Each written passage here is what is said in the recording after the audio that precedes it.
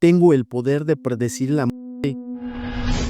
Hola Pepe, qué gusto saludarte. Mi nombre es Leti y soy del estado de Guanajuato. Tengo ya varios años siguiendo tu canal y escuchando las tantas historias que me relatas.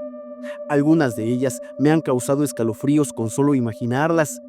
Como muchas de las historias que cuentas, a veces son difíciles de creer, pero solo quien las vive sabe lo que vio o escuchó. Tal fue mi caso. Cuando yo era niña, había ocasiones en que de la nada mi mente me mostraba cosas, caricaturas, canciones o incluso visitas de personas que extrañamente a los pocos minutos o días sucedía tal cual las había pensado, justo en el momento exacto. Como era pequeña, no se me hacía raro, solo decía, esto es como predecir el futuro. Con el tiempo, comencé a notar que pasaba más seguido, al grado de presentir incluso la muerte de alguien y luego solo ocurría. Recuerdo que cuando tenía 15 años, 2 semanas antes de un accidente, imaginé un percance con varios heridos y una persona fallecida.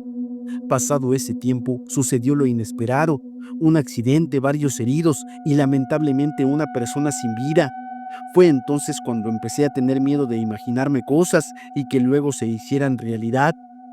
Años después me casé y comencé a tener presentimientos. Sentía que mi matrimonio no sería un cuento de hadas y así fue.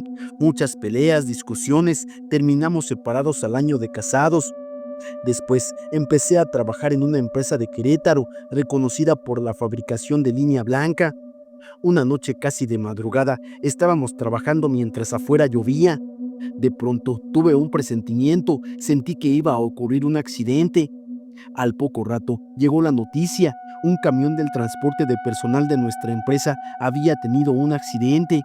Por fortuna no fue grave, solo un buen susto. Cabe recalcar que ese camión traía al personal del turno de la mañana. Así pasaba a menudo, presentía cosas, después empecé a soñar con algunos sucesos. Recuerdo una vez que soñé con mucha agua, como cuando llueve demasiado y bajan los arroyos. En ese sueño vi a alguien ahogándose, movía las manos como tratando de nadar. A los pocos días, un domingo que salíamos de misa, vi a una señora. Ella siempre iba a misa con su esposo, pero ese día estaba sola. Días antes se decía que él estaba desaparecido, que no había regresado a casa. Después de misa crucé la carretera para ir a un puesto de fruta y elotes.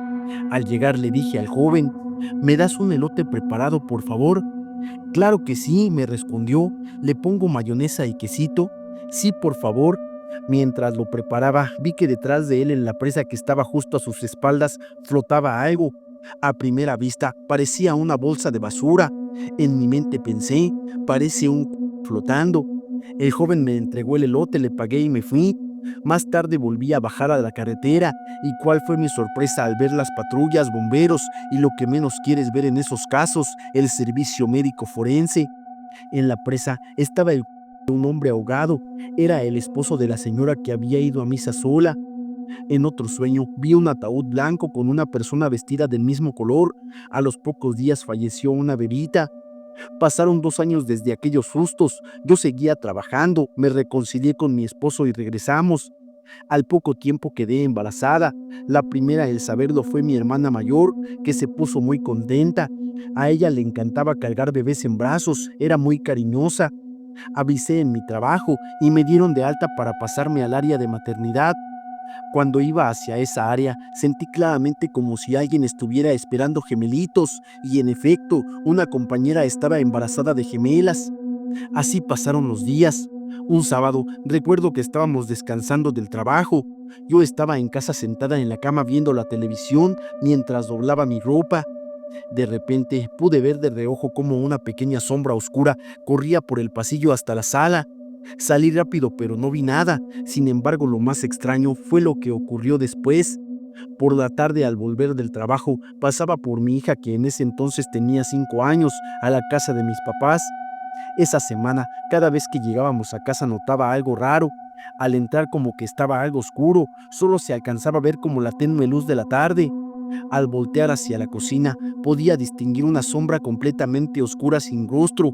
Tenía una tejana, una gabardina con cuello alto y todo su atuendo era negro. Solo estaba ahí recargado en la barra de la cocina mirándome. Al encender la luz de la sala desaparecía. No me daba miedo, más bien me causaba curiosidad. Así pasó todo una semana. Esto ocurrió durante los primeros días de febrero del año 2019.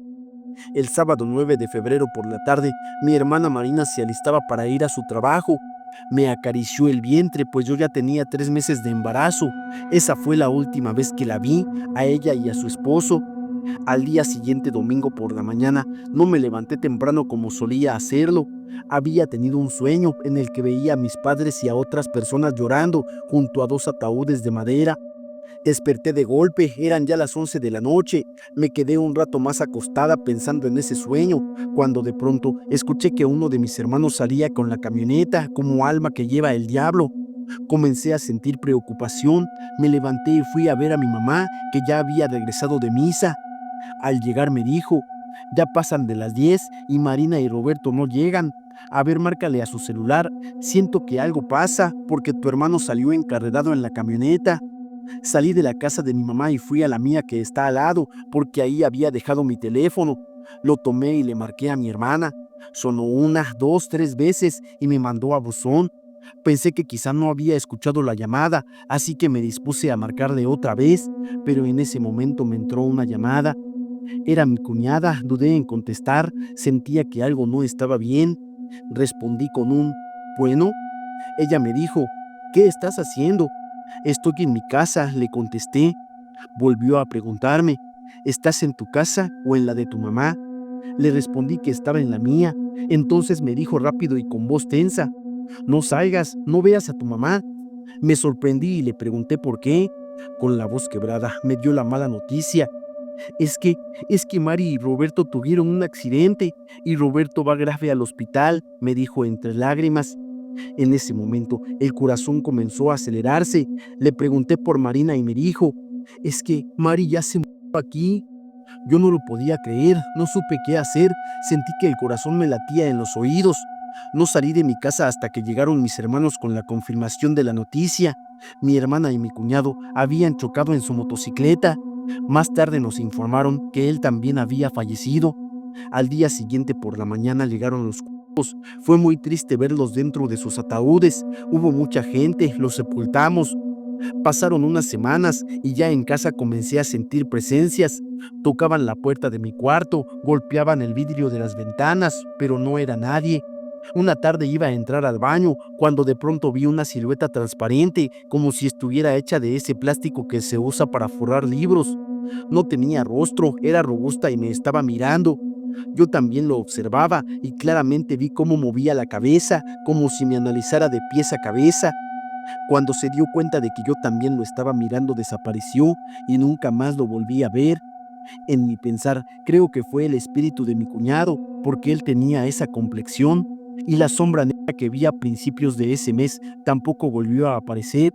Le pido a Dios no verla nunca más, pero creo que era la sombra de la